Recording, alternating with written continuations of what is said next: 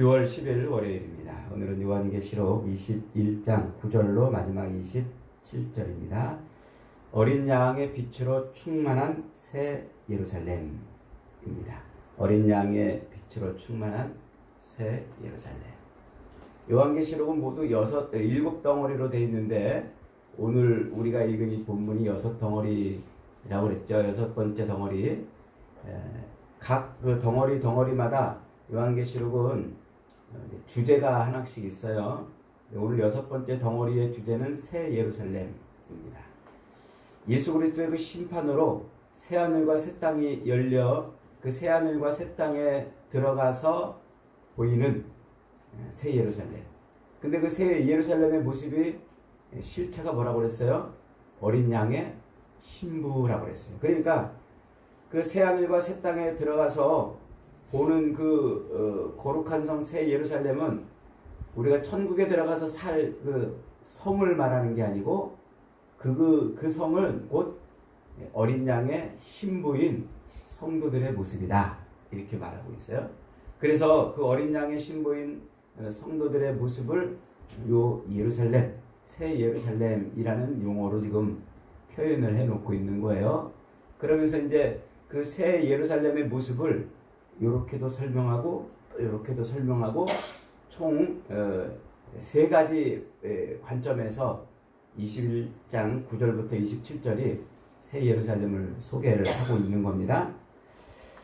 오늘은 15절부터 또 다른 측면에서 이 새 예루살렘의 모습을 설명하는데 이렇게 표현을 하고 있어요. 15절부터 읽습니다. 시작. 내게 말하는 자가 그 성과 그 문들과 성곽들을 측량하려고 금 갈대자를 가졌더라. 그 성은 네모가 반듯하여 길이와 넓이가 같은지라.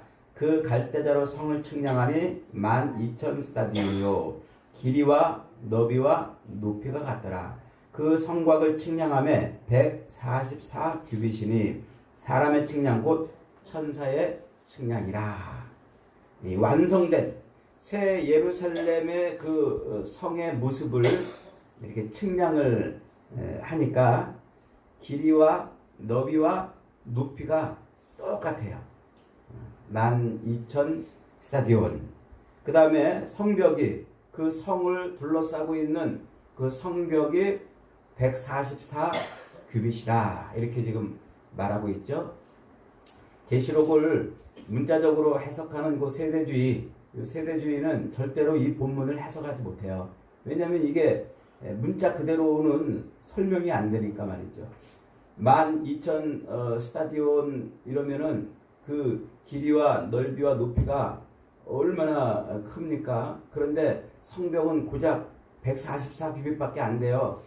한 70m 정도밖에 안 돼요. 그런 불균형한 성의 모습이 어디 있겠습니까? 이것은 상징적인 것을 표현하고 있음을 금방 알 수가 있죠. 금 갈대자로 측량했다. 이 말은 성이 계획한 대로 완전히 그 목적대로 제대로 지어졌다 이런 뜻이에요.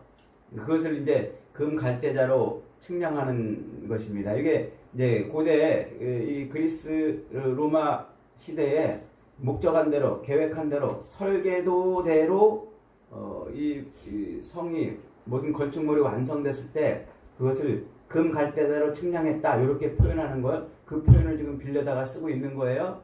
그러니까 하나님께서 계획한 대로 하나님께서 작정한 대로 새 예루살렘이 만들어졌다는 거예요. 정확하게 그 뜻 하나님의 목적대로 만들어졌다. 자, 그런데 길이와 넓이와 높이가 12,000 스타디온이라 이렇게 말하고 있어요. 12,000 스타디온은 역시 하나님의 숫자인 3과 그리고 천지 사방을 의미하는 4, 이 3과 4가 만들어내는 숫자 12, 그 12를 어떻게 하는 겁니까?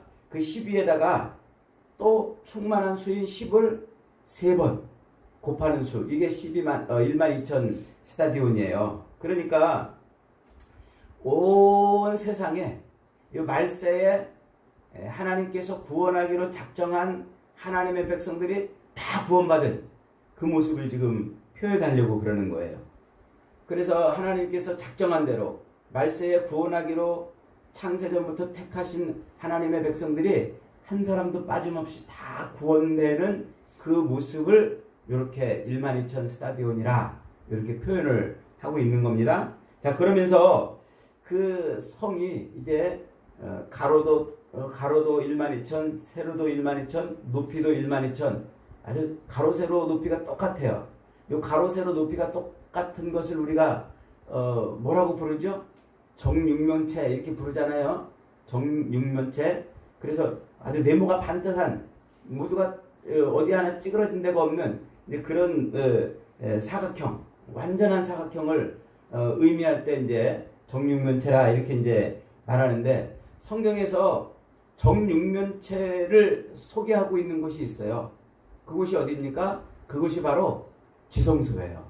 지성소. 성전 안에 구별된 곳에 있는 지성소. 그래서 솔로몬 성전을 지어놓고 솔로몬 성전의 그 모습을 표현하고 있는 열왕기상 6장 9절로 10절에 가면, 19절로 20절에 가면 이런 표현이 있어요. 또 성전 뒤쪽에는 20규빗 되는 곳에 마루에서 천정까지 백향목 널판으로 가로막아서 성전의 내소 곧 지성소를 만들어요.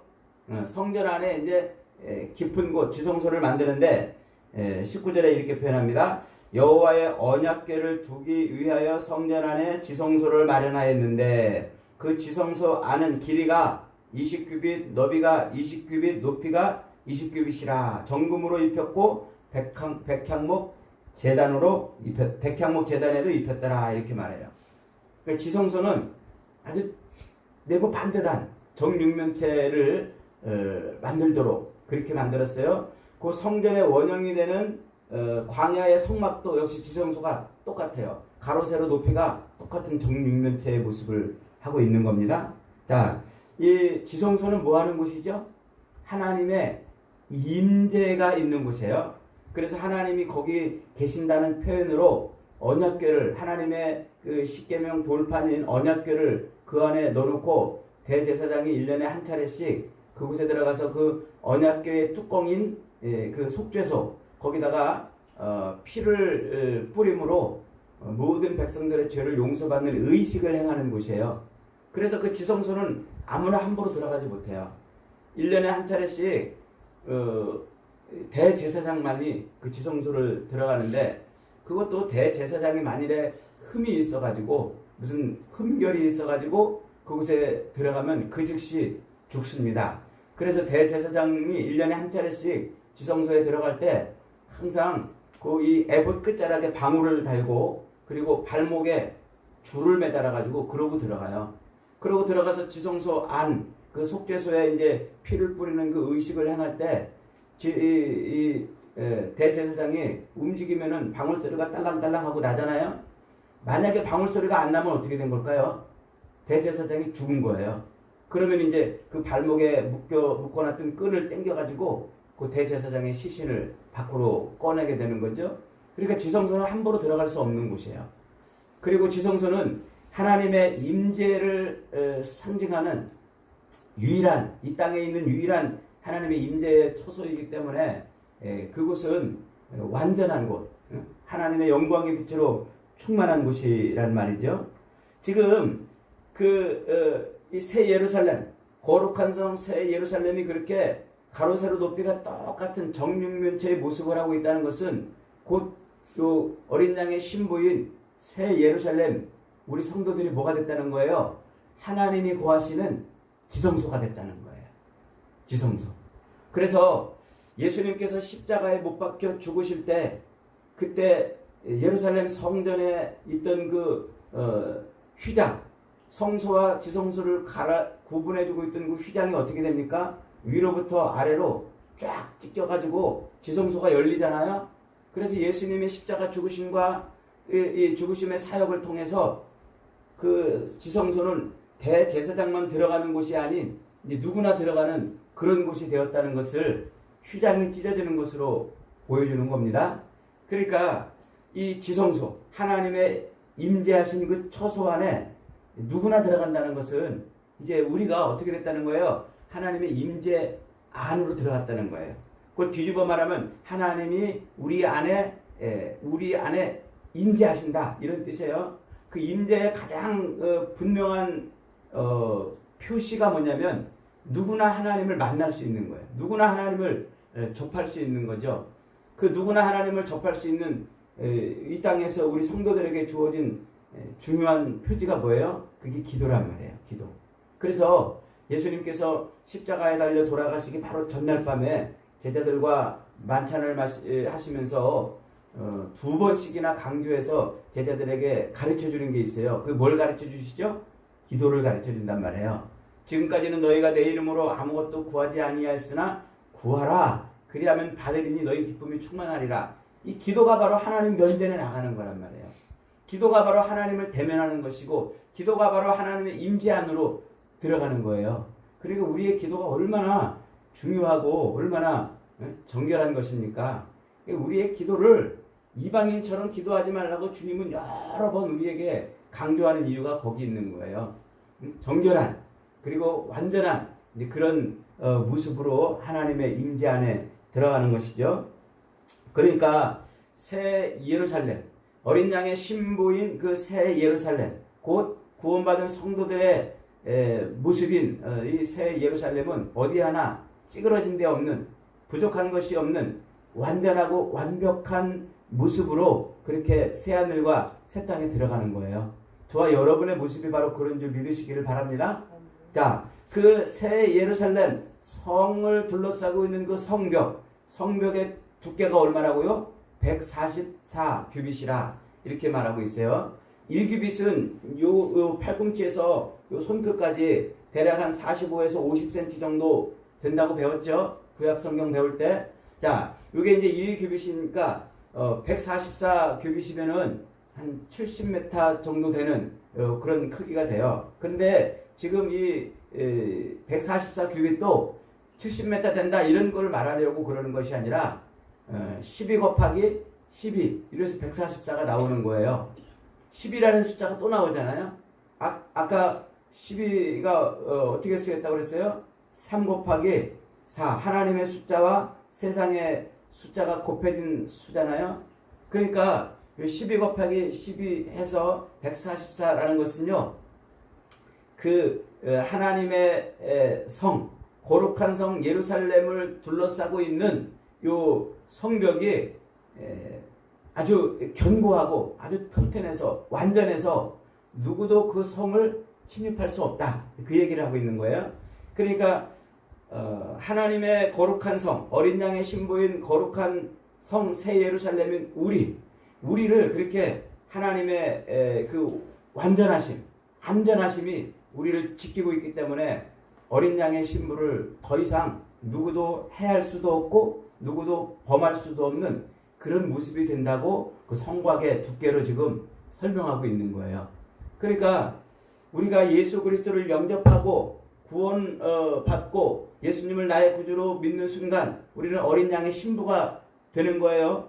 그 어린 양의 신부가 완전한 어린 양의 신부로 혼인잔치에 들어가는 그 새하늘과 새 땅에 들어가는 우리의 모습은 누구도 해할 수 없고 누구도 범할 수 없는 그런 거룩하고 완전한 그런 모습이라는 거죠. 이게 지금 12,000 스타디온과 또 144 규빗이라는 이 숫자들로 지금 우리의 모습을 표현을 해주고 있어요. 자, 그 다음에 이제 18절부터 21절은 그 예루살렘 성을 건축하는 재료가 나오고 있어요. 18절부터 한번 읽어봅니다. 시작. 그 성은 벽옥으로 쌓였고 그 성은 정금인데 맑은 유리 같더라. 그 성의 성곽의 기초석은 각각 보석으로 꾸몄는데 그 첫째 기초석은 벽옥이요, 둘째는 남보석이요, 셋째는 옥수요, 넷째는 녹보석이요, 다음은 홍만호요, 여섯째는 홍보석이요, 일곱째는 황옥이요, 여덟째는 노곡이요, 아홉째는 당황옥이요, 열째는 비추옥이요, 열한째는 청옥이요, 열둘째는 자수정이라. 그 12문은 12진준이 각 문마다 한 개의 진주대로 되어 있고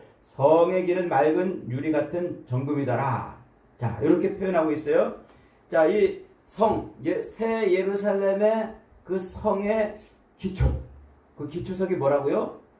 각종 보석이에요. 온갖 보석으로 되어 있어요. 그 다음에 그 성의 문, 동서남북 사방으로 나 있는 그 문은 진주라고 이렇게 표현하고 있어요. 고대의 진주는 제일 비싼 보석 중에 하나죠. 그러니까 진주가 문이라는 것은 엄청난 크기를 말하는 거죠.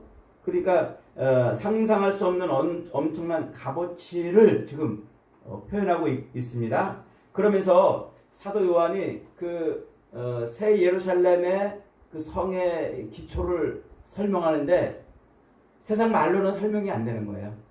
가장 아름다운 보석들을 지금 다 동원해 가지고 그 성의 그 아름다움을 지금 표현을 하고 있는 겁니다. 그런데 단순히 그냥 그 성은 아름답다, 이런 보석처럼 아름답다, 그러려고 보석을 지금 갖다가 쓴 게 아니고, 이것은 이미 출애굽기에 나와 있는 제사장의 옷에 붙어 있는 흉패를 상징하고 있는 거예요. 자, 출애굽기에 가면은 이제 제사장의 옷을 이렇게 표현하고 있는, 흉배를 이렇게 표현하고 있는데 28장 17절 이하입니다. 그것에 네 줄로 보석을 물리되 첫째 줄은 홍보석, 황옥, 녹죽, 둘째 줄은 석류석, 남보석, 홍만호요, 셋째 줄은 호박, 백만호, 자수정이요, 넷째 줄은 녹보석, 호만호, 벽옥으로 다 금태를 물지니라.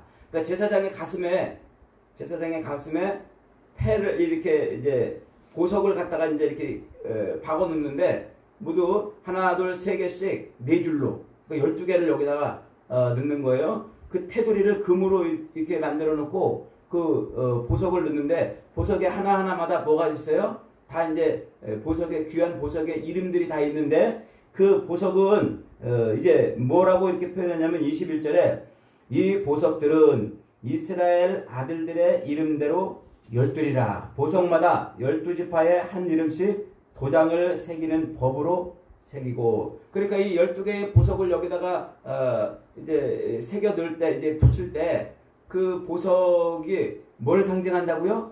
그것이 이스라엘의 12지파를 상징한단 말이에요. 하나님의 아들들을 상징한다고요. 그래서 그 보석마다 이름을 거기다가 새겨가지고 제사장의 가슴팍에 딱 붙이고 있는 겁니다.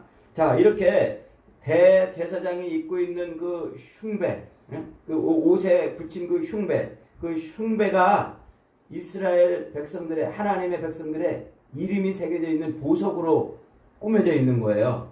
그러니까 이것이 곧 하나님의 백성들을 의미하는 거란 말이에요. 지금 대제사장이 입고 있는 그 옷에 붙어 있던 보석이 그대로 새 예루살렘의 기초석이 되고 있는 거예요.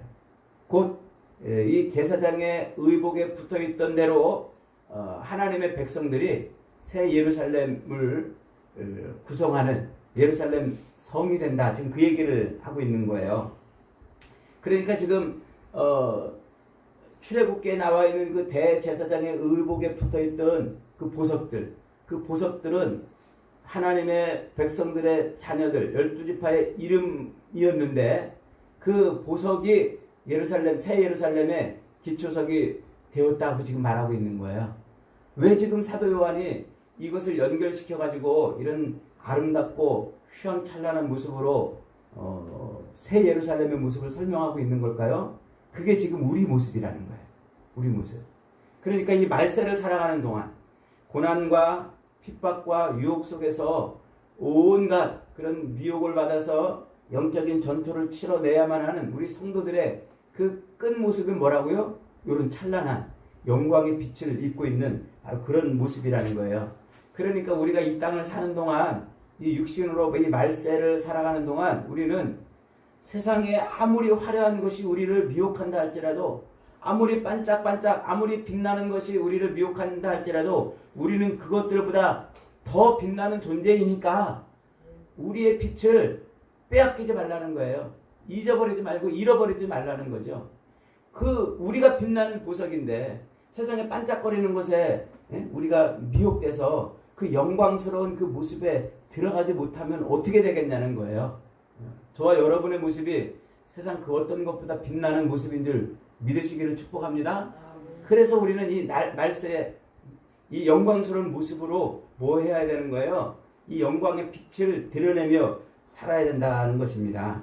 그러니까 오늘 22절에서 이제 이렇게 표현하고 있어요. 새 예루살렘은 전능하신 이와 빛 어린 양이 계신 곳이라고 말하는데 22절 같이 읽습니다. 시작. 성 안에서 내가 성전을 보지 못하였으니 이는 주 하나님 곧 전능하신 이와 및 어린 양이 그 성전이심이라. 번역이 조금 잘못됐어요. 성전이심이라. 이게 정확한 번역은 성전에 계심이라 이렇게 표현해야 돼요. 자, 그러니까 하나님과 및 어린 양이 어디에 계세요?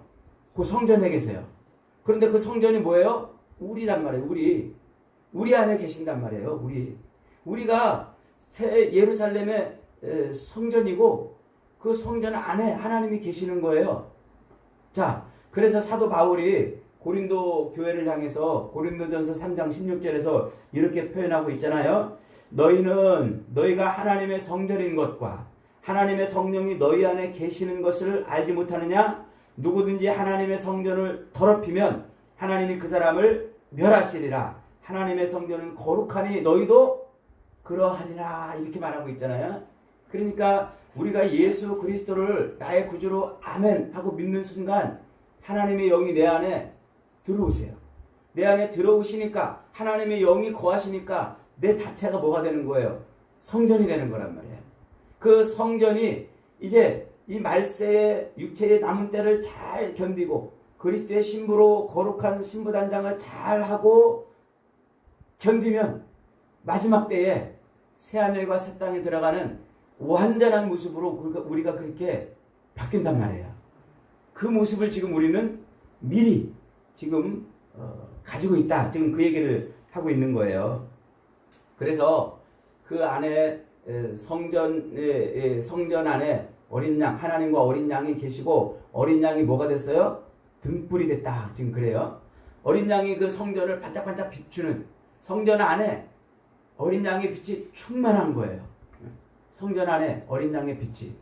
성막 안에 촛대 7 가지로 되어 있는 그 촛대가 켜져서 그 성막을 환하게 그 안을 비추는 것처럼 우리 안에 그리스도께서 들어오셔서 빛을 환하게 비추는 거예요. 요 모습을 사도 요한은 이미 요한복음 1장에서 설명을 했어요. 요한복음 1장에 4절에 가면은 예수님을 빛이라 이렇게 설명하고 그 안에 생명이 있으니 이 생명은 사람들의 빛이라. 빛이 어둠에 빛이되 어둠이 깨닫지 못하더라. 참빛 곧 세상에 와서 각 사람에게 비추는 빛이 있었나니 그가 세상에 계셨으며 세상은 그로 말미암아 지은 바 되었고 세상이 그를 알지 못하였고 자기 땅에 오매 자기 백성이 영접하지 아니하였으나 영접하는 자 곧 그 이름을 믿는 자들에게는 하나님의 자녀가 되는 권세를 주셨다. 이렇게 말하고 있어요. 그러니까 세상의 참빛, 진짜 빛, 태양이 만들어지기 전에 첫째 날 온 땅을 비추던 그 빛이 뭐라고요? 그 빛이 사람들의 생명이라는 거예요. 사람들의 생명. 그래서 그 사람들의 생명으로 예수가 이 땅에 오셔서 세상을 쫙 비추는데 어떤 사람들은 그 빛을 두고 숨어 피해 돌아다니는 사람이 있는데 어떤 사람들은 그 빛 안에 들어가는 사람이 있어요. 주님을 영접하는 거죠. 그럼 하나님의 자녀가 되는 권세를 주는 거예요. 이게 구원을 따르게 표현하는 거라고 그랬잖아요.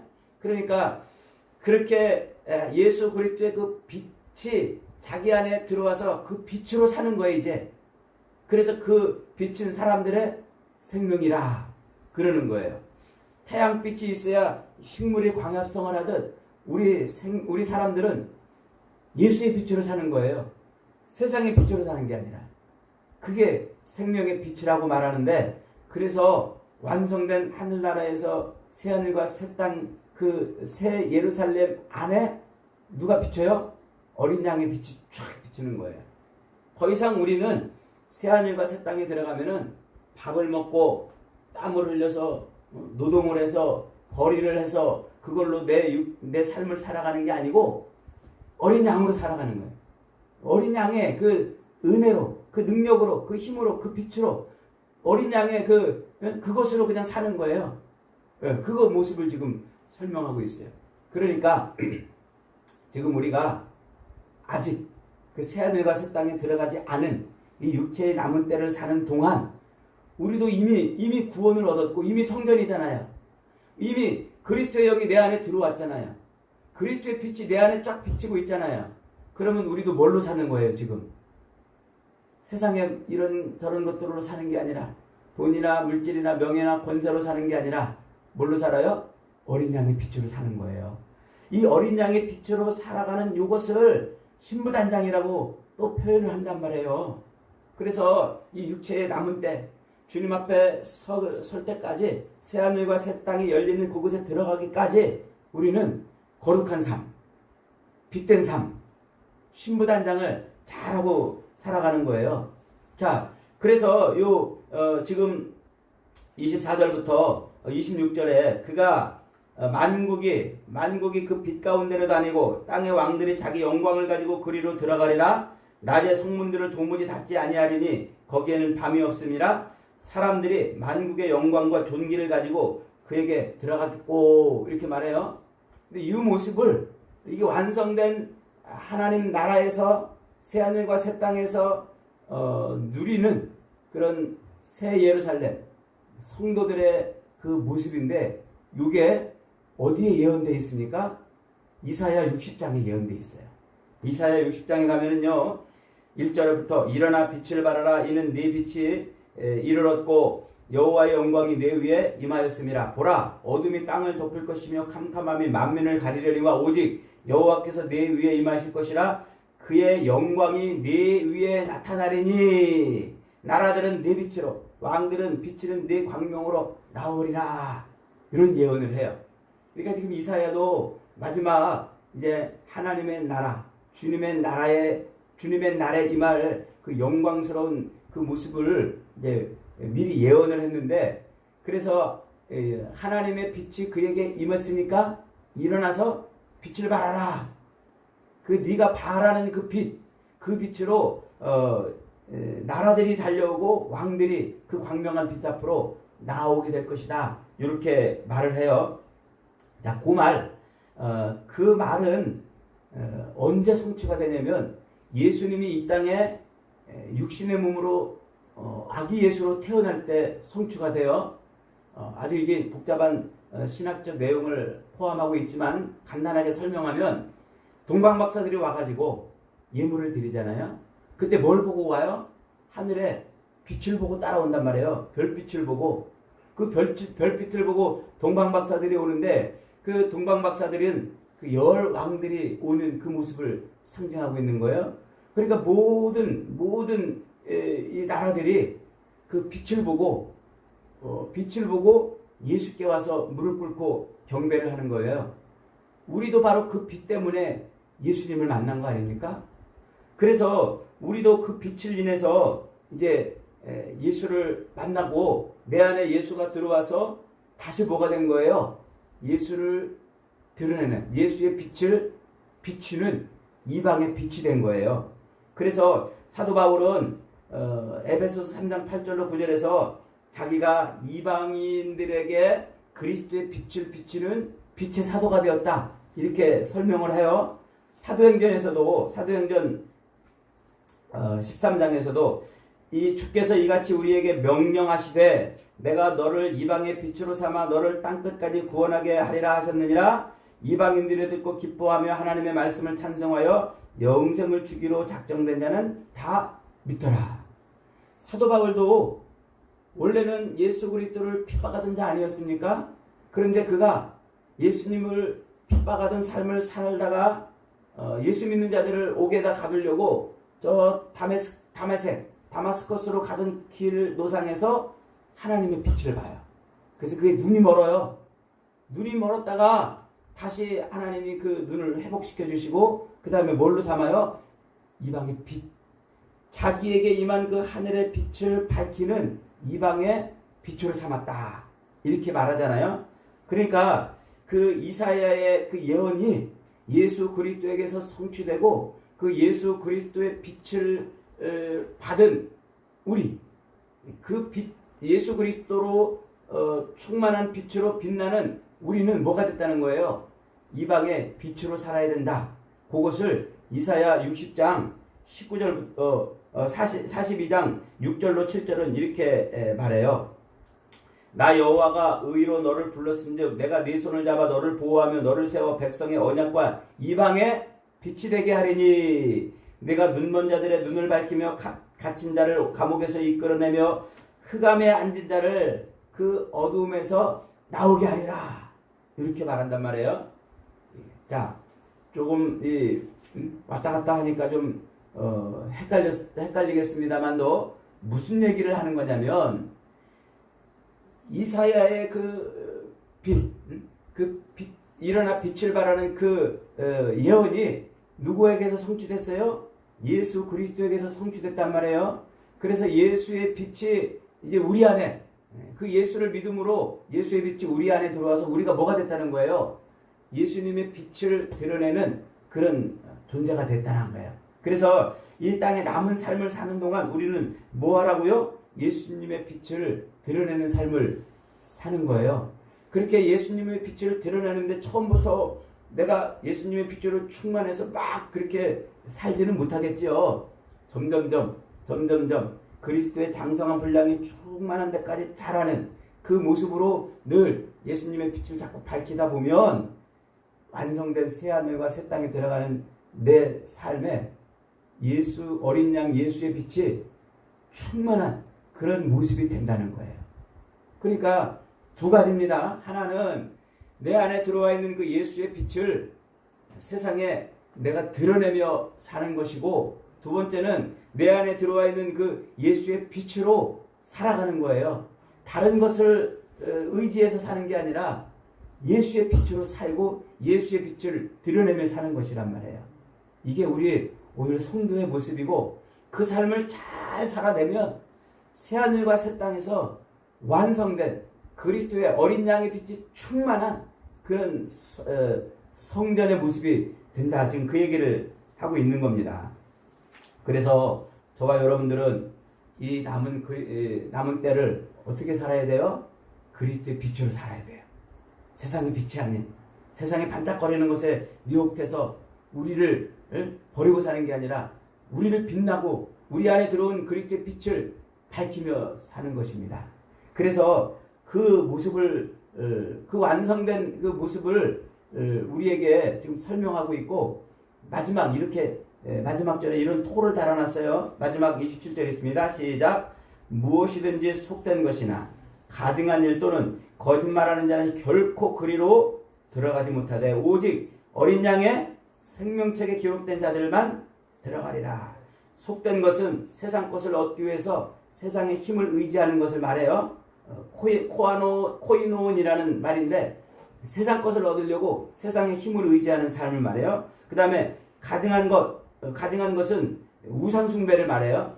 그 다음에 거짓말하는 자, 이것은 거짓 선지자들을 말해요. 그러니까 이 땅을 살아가는 동안 세상 것을 얻으려고 세상 힘을 의지하는 사람이나, 또 우상을 섬기는 사람이나, 또 진리를 바꾸어서 거짓 선포를 하는 게 거짓 선지자들은 어디에 못 들어가요? 새하늘과 새 땅에 못 들어가요. 그 거룩한 성 새 예루살렘이 되지 못해요.